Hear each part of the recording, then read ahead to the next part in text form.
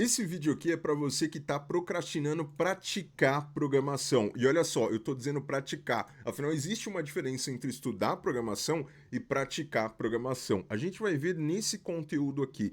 E por que eu estou fazendo esse vídeo? Porque muitas pessoas vêm conversar comigo e acabam falando, Felipão, eu estou querendo programar, mas olha só, eu não sei exatamente ali o que programar. Eu estou esperando uma boa ideia, não vem uma boa ideia para programar, Felipão.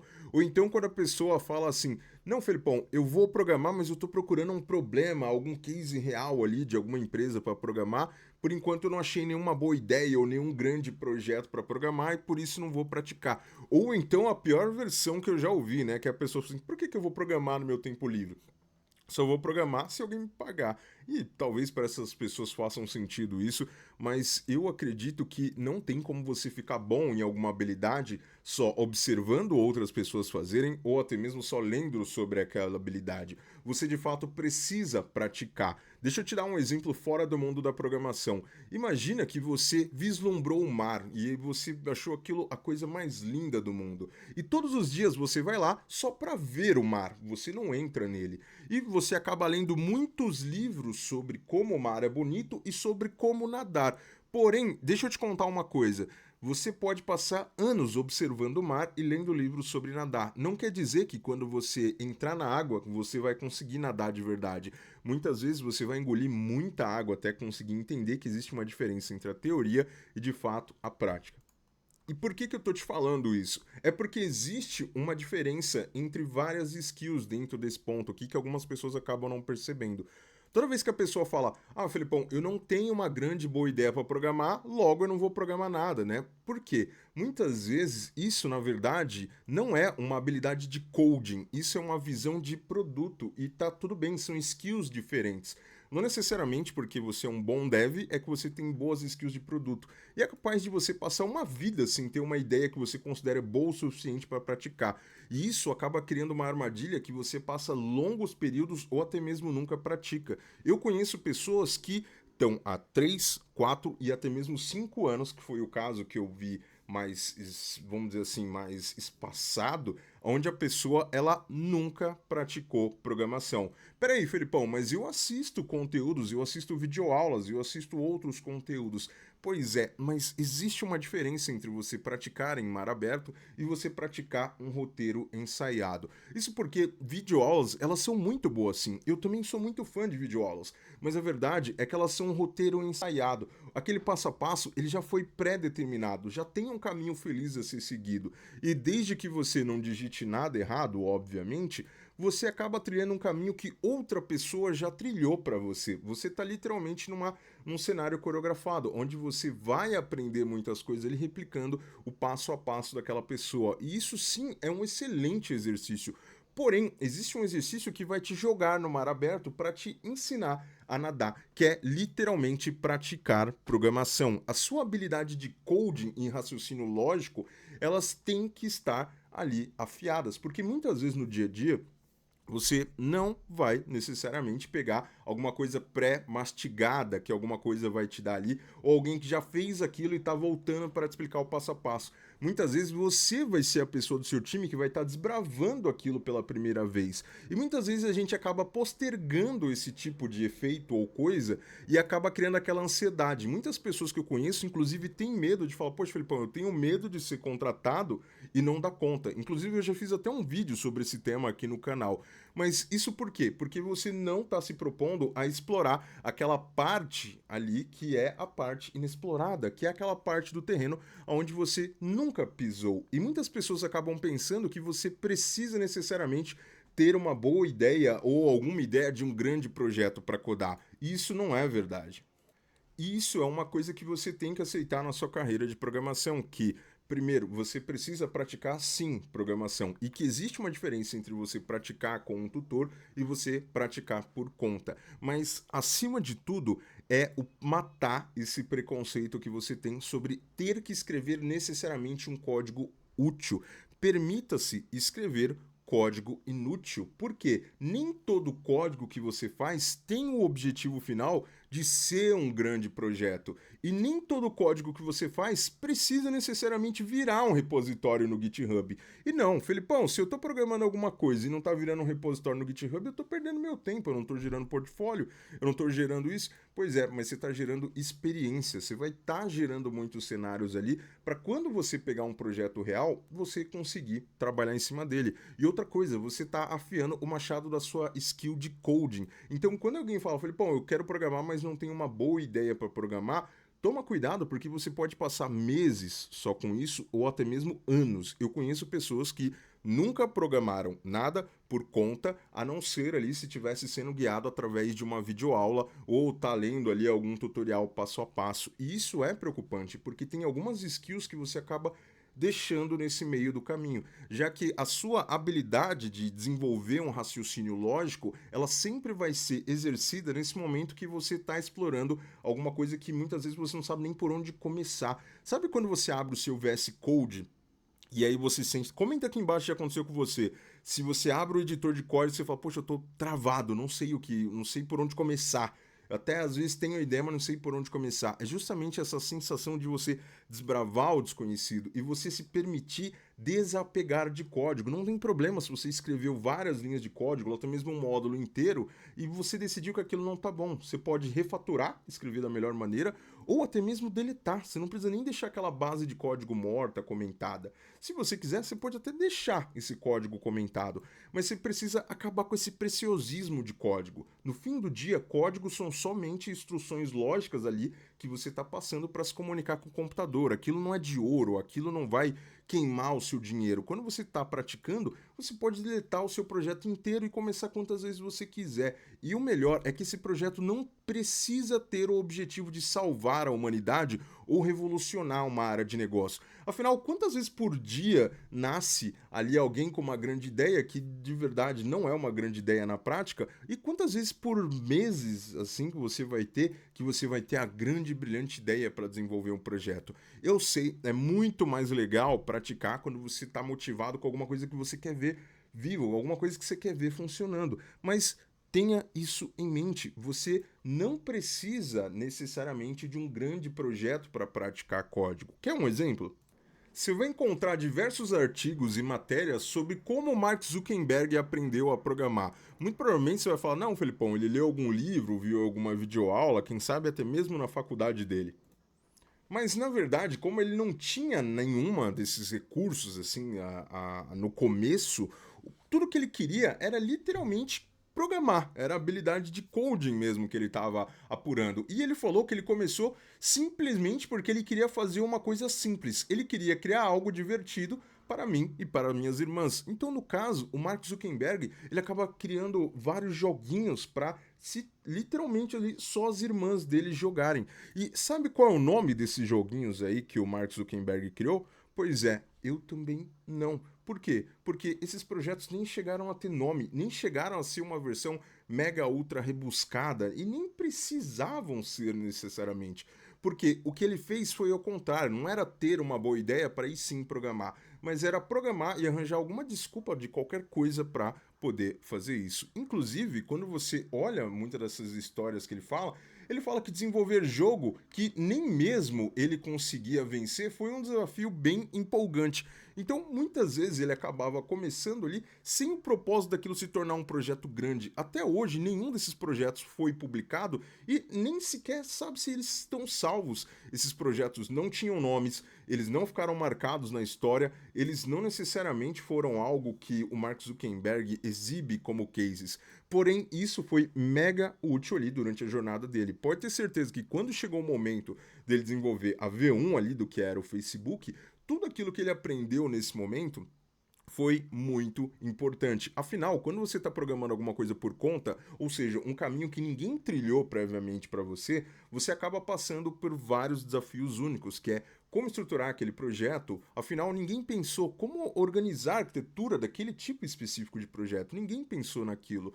Felipão, eu tenho muita dúvida de como criar ou ter algumas ideias. Bom, tem dois métodos aqui que eu gosto muito para literalmente só codar coisas, mas essa é a primeira parte que eu queria falar com você. Você não precisa criar um código que vai ser um mega ultra projeto e muito menos precisa criar alguma coisa ali que vai revolucionar e nem mesmo precisa ser um projeto completo, porque muitas vezes você vai acabar, mesmo que sem perceber, utilizando isso como uma desculpa para você mesmo para não praticar. Você muitas vezes vai encontrar pessoas que nunca programaram nada, se não foi ali através de alguma videoaula ou até mesmo ali através de alguma coisa que fez no trabalho. É normal, eu não estou dizendo que essas pessoas são melhores ou piores, mas que você vai encontrar cenários onde as pessoas estão tentando entrar no mercado e a única coisa que ela acaba fazendo é videoaula.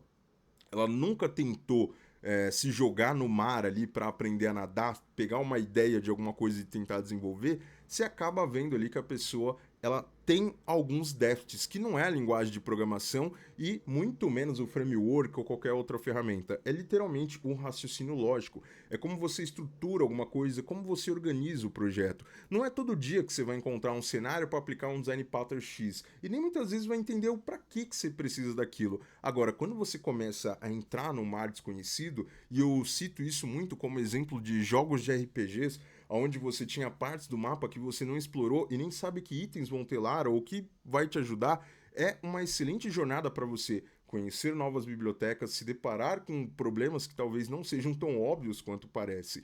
E caso você já tenha entendido esse conceito, deixa um like aqui nesse vídeo já para me ajudar, porque eu vou te dar duas dicas aqui de como você sai ali do Felipão, beleza, já vou me permitir escrever um código que não precisa necessariamente revolucionar o mundo, mas eu ainda não sei o que codar, eu tô travado. Bom, a primeira coisa que eu gosto de fazer é o que eu chamo de mirror feature, ou até mesmo ali de uma cópia de funcionalidade. Qual que é a ideia? Eu vou pegar alguma funcionalidade de qualquer aplicativo que já exista, eu não tô com a ideia de criar algo novo, mas eu vou fazer a engenharia reversa de alguma funcionalidade. E olha só, eu não estou falando que eu vou replicar o projeto inteiro, eu vou fazer uma funcionalidade. Quer ver um exemplo de uma funcionalidade que é bem legal de você praticar e não tem uma resposta, mas sim vários caminhos? Sabe quando você está assistindo uma coisa no Netflix e aí você repara que a capa ela alterou? Só que quando você vai olhar no Netflix de outra pessoa, aquela mesma série, ela tá com uma capa diferente. Isso é porque conforme você vai assistindo coisas no Netflix, ele acaba entendendo os seus gostos e ele tenta mudar as capas ali para ser alguma coisa que seja de agrado ao seu gosto. Então a mesma série pode ter capas diferentes para mim do que para você. Então isso é um algoritmo de literalmente ali recomendação visual. Agora para pensar, isso apesar de ser uma coisa que parece ser simples a primeiro momento, o Felipão, é só uma recomendação visual que muda de usuário para usuário.